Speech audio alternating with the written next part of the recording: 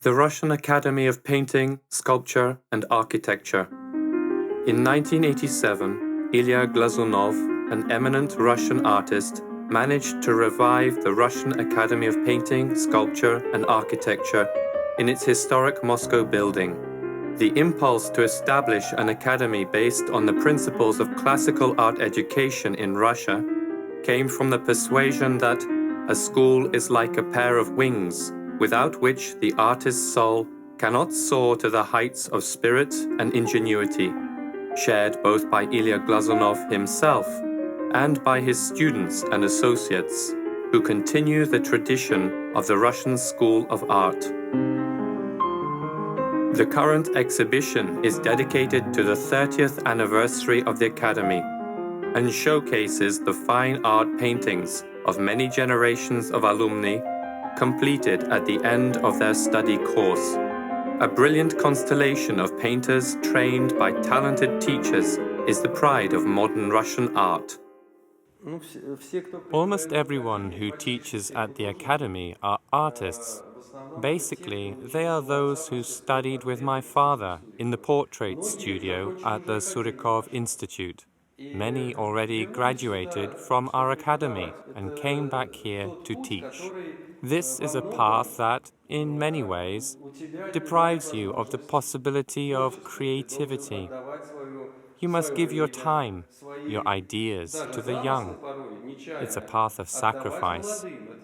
And those who chose this path, who are from the circle of Ilya Sergeyevich, responded to its call. They're all here. The Academy's various departments provide education for over 400 students. These are departments of painting, sculpture, architecture, restoration and conservation, art history, as well as the unique faculty of cultural heritage conservation. We mainly have students from elsewhere. This was the dream of Ilya Sergeyevich, that students can come here from Krasnoyarsk, Ryazan, Pskov. They pass the entrance exams based purely on merit. In these exams, they are given anonymous numbers. We do not look at their faces. Basically, all our students are from Russia. There are a few from Belarus and from Ukraine. We are considering the possibility of admission of foreign students. Although the students are trained to work in different artistic genres and areas, at some point of their study course, they can choose in which direction they want to focus their further effort, whether portrait, landscape, or historic and religious paintings. People want art. They want paintings in frames, oil paintings. They want resemblance in portraits. Because the sky today, as 300 years ago, continues rushing onwards in the same way we see the stars and they attract us with something mystical. There are clouds. We admire the falling creases on the harmonious artistic image. Nothing has changed. Therefore, it is necessary to give the artist the foundation that has already been developed and thoroughly painted by the classics long before us. Then the individual, having received this, should flit from our walls already a powerful artist, ready to find his own way, knowing what he needs. A journey which may take a lifetime, but he will have mastery. In previous centuries, the best European art academies first and foremost taught their students to create complicated, multi-figured compositions on historic or religious subjects. This led to the Academy opening a special studio for historic and religious painting, headed by its acting rector, professor and full member of the Russian Academy of Arts, Ivan Glazunov. Young artists are taught to render the lively movement of figures, build psychological connections between the characters within the painting, organize the space, and master the plein air technique. The students produce paintings based on biblical stories, the subjects of local and world history, mythology, and Russian folk life.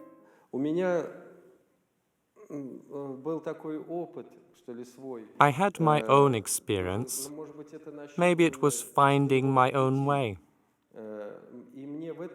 In this, I was helped by trips to the Russian north. Many artists have sickened for this and still do. It's good because it's hard work, it's long roads and backpacks, but it's a delight to behold the state of nature and the people you meet who are completely different, with their openness and their life stories. All this I subsequently began to share with my students. We had very interesting trips, and perhaps there will be more.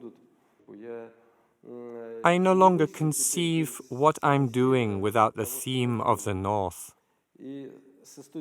Once I took students on a route through abandoned villages. They lived there, worked, painted local people from nature, wandered around the surrounding forests looking for motifs. And of course, for many, I think, I saw this later, the theme of the North took root, turned into a long creative love for these places. It is difficult to say what it entails, but probably the unspoiledness of what you see and the preservation of historical existence, undisturbed by signs of anti-artistic time. Thank God that it was possible to graft this bud.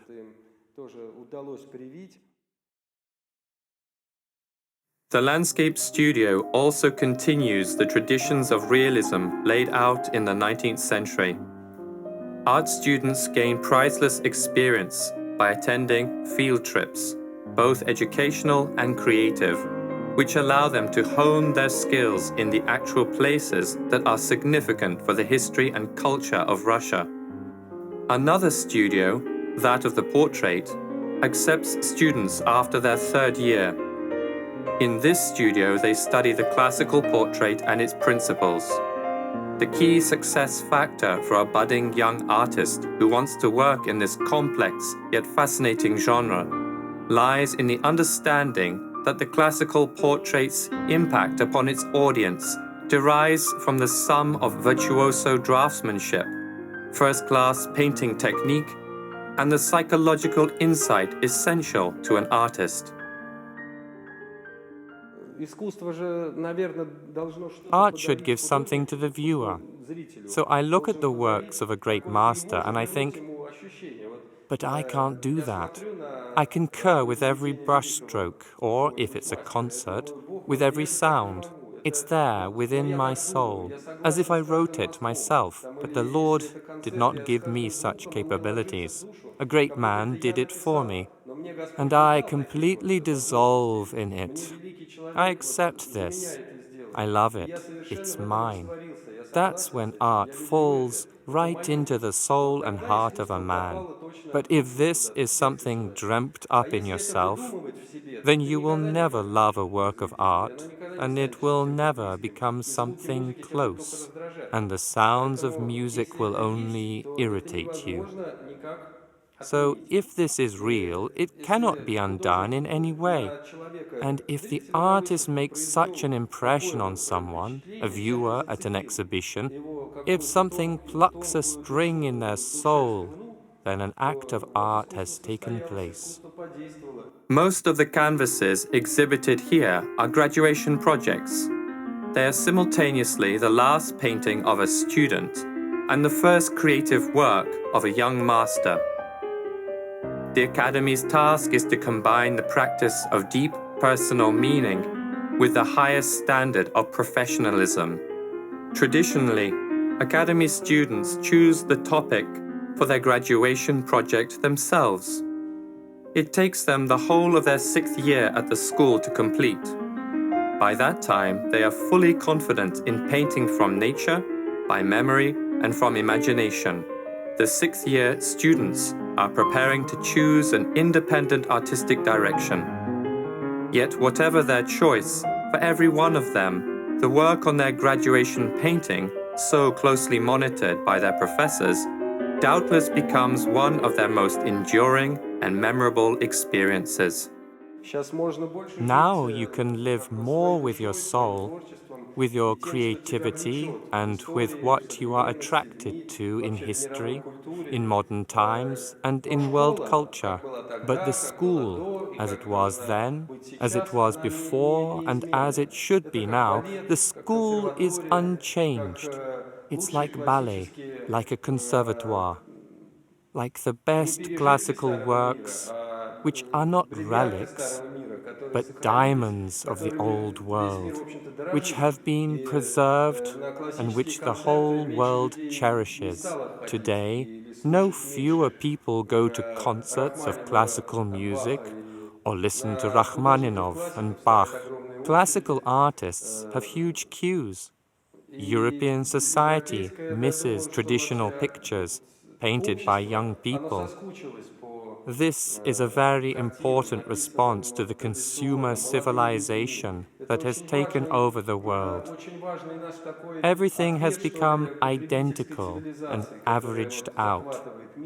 So-called self-expression, despite all its diversity, really standardizes thinking and human abilities.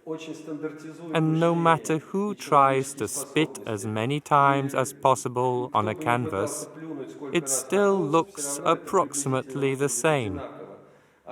But the picture of a classic, by contrast, in every impulse of the soul will be different, whether in color or image, or else the mood is transmitted.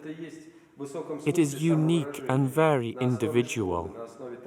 Here is the highest sense of self-expression based on a school of art and tradition. Therefore, we are trying to turn out people who love classics, who have passed through classical painting and experienced classical patterns and forms for 6 years of their life. And then they carry it out to the world.